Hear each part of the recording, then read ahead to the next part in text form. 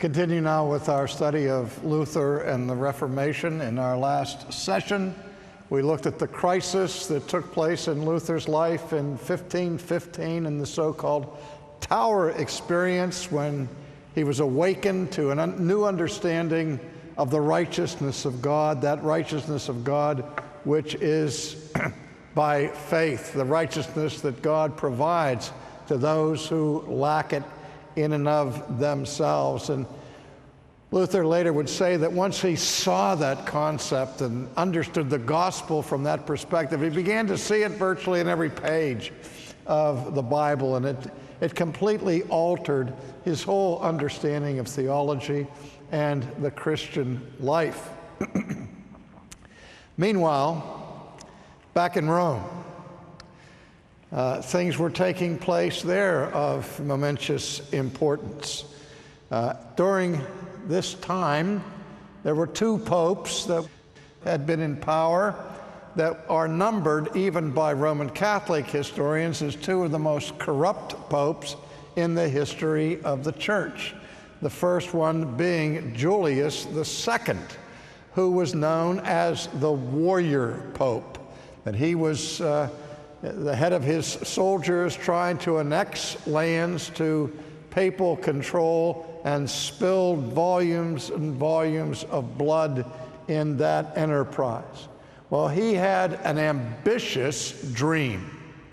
He wanted to build a new cathedral for the Roman bishop, a new basilica with a dome that would rival that of the Parthenon, and that dome would cover this enormous church and give a suitable place to house the bones of the apostles Peter and Paul, which allegedly would be in the basement of this grand edifice.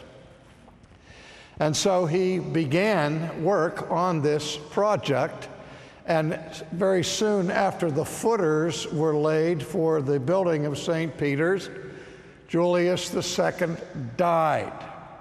And he was succeeded by the Medici Pope Leo X, who one Catholic historian described as a severe trial for the church, because in the midst of his personal corruption, Leo X also had depleted the treasuries of the Roman Church, spending the monies that had been gathered by previous popes as well as what was there when he took power.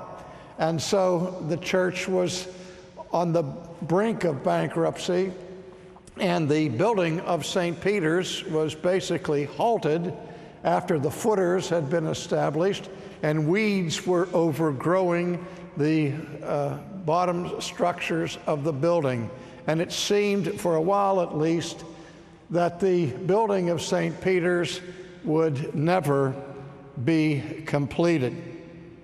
At the same time, as there in Rome, Leo X was struggling with depleted finances. In Germany, there was a young prince of the Hohenzollern line, whose name was Prince Albert of Brandenburg. Now, Albert is also a pivotal figure for the Protestant Reformation for this reason. Even though he was too young by canon law to become a bishop anywhere, he had already secured two bishoprics, one in Halberstadt and the other in Magdeburg. And of course, he acquired these two bishoprics through the process that is called simony. I'll write that on the board. Simony. Simony was the process by which people bought church offices. They paid the Pope or the ecclesiastical structures enough money to be rewarded with these appointments as being bishops. And the name simony goes back to the New Testament, to the episode where the magician Simon Magus tried to purchase the Holy Spirit from Peter when he saw Peter working his miracles, to which Peter replied, "May your money perish with you," which I think is a somewhat polite translation of what Peter said to Simon Magus. But in any case, simony became rampant in the Middle Ages, and particularly at this time. This is the kind of thing that Luther witnessed during his critical visit to Rome in 1510, where he saw the city given to so much corruption. And so, first of all, you weren't allowed to be bishop of more than one place. Second of all, canon law said you had to be a certain age. And Albert didn't qualify in either case. He wasn't old enough, and he had 2 bishoprics, and he purchased the 2 of these. Well, his ambition was to be the most powerful cleric in all of Germany. And there was an archbishopric that came vacant in the large city of Mainz. And so now Albert's lust was inflamed. He knew that if he could capture that archbishopric of Mainz along with the other 2 sees that he already had, he could fulfill his ambition of being the most powerful cleric in Germany. And so he undertook negotiations with Rome and with the Pope and with Leo in order to acquire this new archbishopric. And so the haggling started off where the Pope demanded a payment of 12,000 gold ducats in exchange for the archbishopric of Mainz. And Prince Albert countered with an offer of 7,000 gold ducats. The Pope had said he wanted 12,000, one for each of the 12 apostles, and Albert countered by offering 7,000, 1,000 for each of the 7 deadly sins. And so finally a compromise was reached by which Albert was able to secure the archbishopric of Mainz for the tidy sum of 10,000 gold ducats, 1,000 for each of the 10 commandments.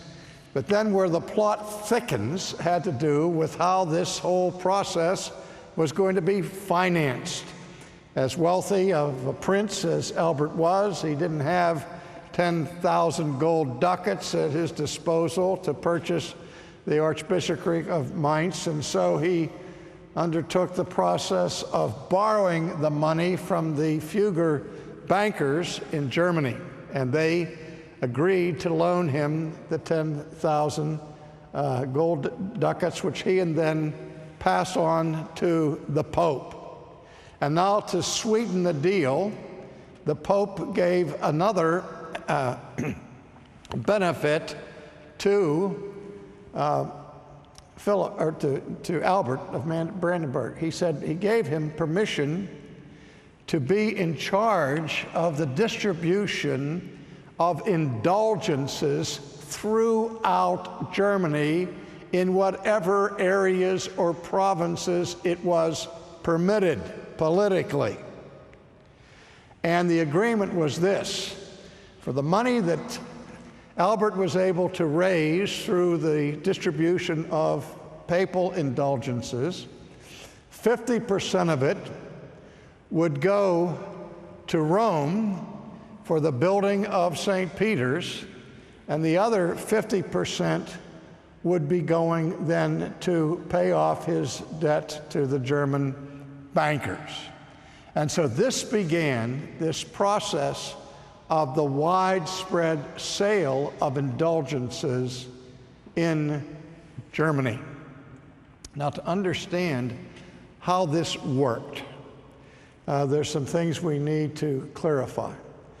First of all, it was understood by the Roman Catholic Church that as the successor to Peter And as the vicar of Christ on earth, the Pope possessed the keys of the kingdom. He had what was called the power of the keys, going back to apostolic days when Jesus said to the disciples, whatsoever things you loose on earth will be loosed in heaven, and whatsoever you bind on earth will be bound in heaven. And that Jesus, in this manner, gave the keys of the kingdom, not just to the disciples in general, but to Peter in particular. And that Petrine authority and ownership of the keys of the kingdom was then passed down to all of the successors of Peter, from the first pope all the way down now to the 16th century to Leo X. Now, what was so important by the keys of the kingdom is that the keys of the kingdom was the key basically to the most important treasury that the church possessed. Not the vault that contained gold ducats, but rather that treasury that contained what the church then and now called and still calls the treasury of merit. And the treasury of merit is that depository where all of the merits that were earned by Jesus Christ are deposited. In addition to the merits deposited by Jesus, there are also the deposits of the merit of Mary, of Joseph, of the original apostles, and of the great saints throughout the ages. And so the treasury of merits is this vast sum of merits that have been amassed through the centuries, through the work of Christ, through the work of the apostles, and through the work of the great saints. In order for somebody to go to heaven in the Roman Catholic scheme of things, which we will examine separately later, a person has to arrive at such a state in his or her life where she or he is inherently righteous, where there is not only no mortal sin tarnishing their character or their behavioral performance, but also no venial sin, no blemish whatsoever. If a person dies with any blemish attached to their soul before they can get to heaven, they must first serve time in purgatory, which is the place of purging. It purges the blemishes from the soul like a crucible, purges the dross from pure gold. And as we've seen, a person's time in purgatory can range from a few days to millions of years, depending on how much blemish you carry with you into purgatory. And so people who lack merit to get into heaven have to find a way to, if possible, diminish the time that they are spending in this place of purging. Now, only a handful of people historically have achieved enough merit by which they go directly to heaven when they die. And the Roman Catholic Church distinguishes among three types of merit, and this distinction becomes at the very center of the controversy in a very short period of time during the Reformation. The three types of merit are these. The first is what is called condign, C-O-N-D-I-G-N, condign merit, or in the Latin meritum Dei condigno. Condign merit is merit that is so virtuous that it imposes an obligation of justice upon God to reward it. If a person possesses that kind of merit, God would be unjust if he didn't give an appropriate reward for it. Of course, the church believed that the merit of Jesus that he achieved was condign merit. But not only did Jesus achieve condign merit, but also other of the saints in history as well. The second type of merit is called congruous merit, or meritum de congruo. And congruous merit is not as high or as meritorious as condign merit, but nevertheless it does have some sense of merit associated with it. Congruous merit is merit that is sufficient to make it fitting or congruous for God to reward it. And that will come into play very, very significantly in the Roman Catholic Church's doctrine of the sacrament of penance. And when we look at the Roman Catholic doctrine of justification, we'll see where congruous merit comes into play. But there's a third kind of merit that's most important for our consideration here, and that is what's called supererogatory merit, achieved by works of supererogation, not irrigation, supererogation. Works of supererogation are meritorious works that are above and beyond the call of duty. They are merits that are achieved beyond what God requires of obedient Christians.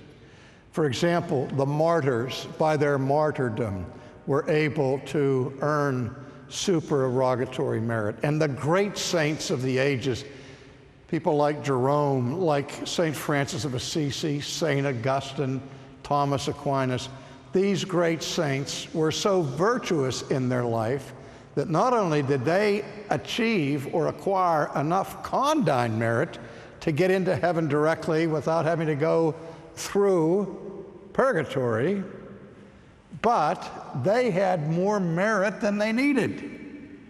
They had a certain surplus of merit gained through, as I mentioned a moment ago, works of supererogation.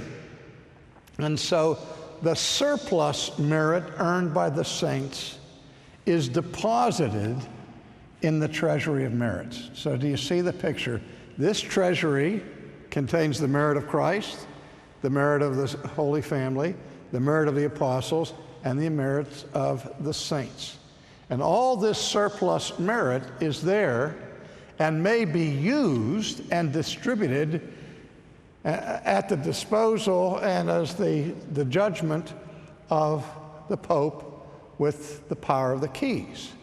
And what an indulgence is a papal grant by which so much merit is taken out of the treasury of merit and applied to somebody who is deficient in merit, lacking in merit, so that they can shorten their time in purgatory and go to heaven.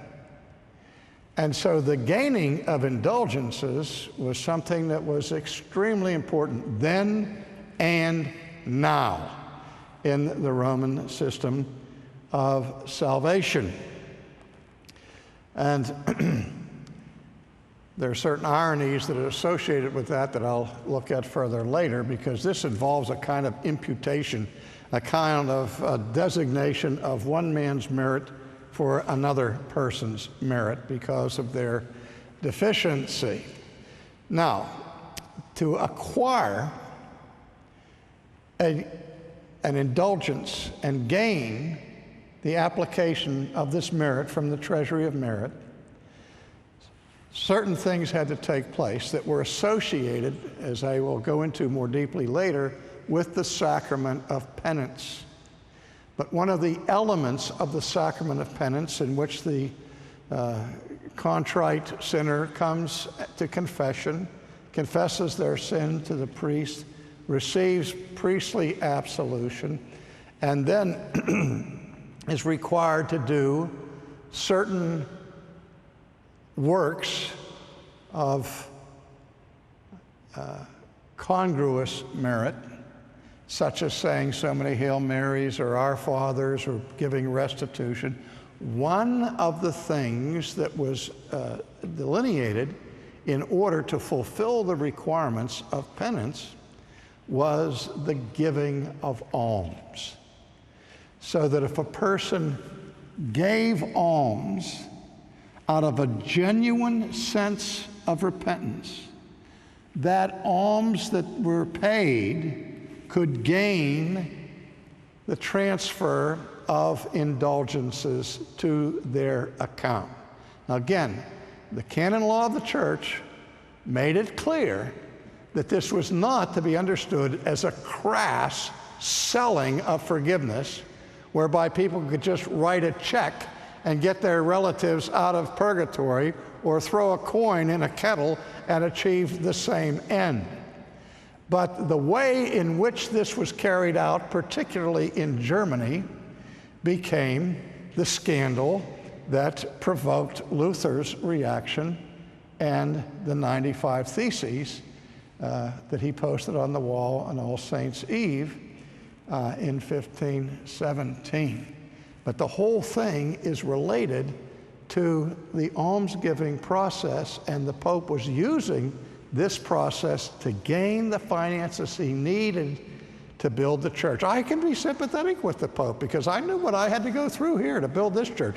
And I wish I would have had a treasury of merit to draw from in order to encourage people to give to the building of St. Andrew's. But this is what started the issue that exploded then in Saxony with the sale of indulgences by the papal representative Tetzel, which we'll look at in our next session.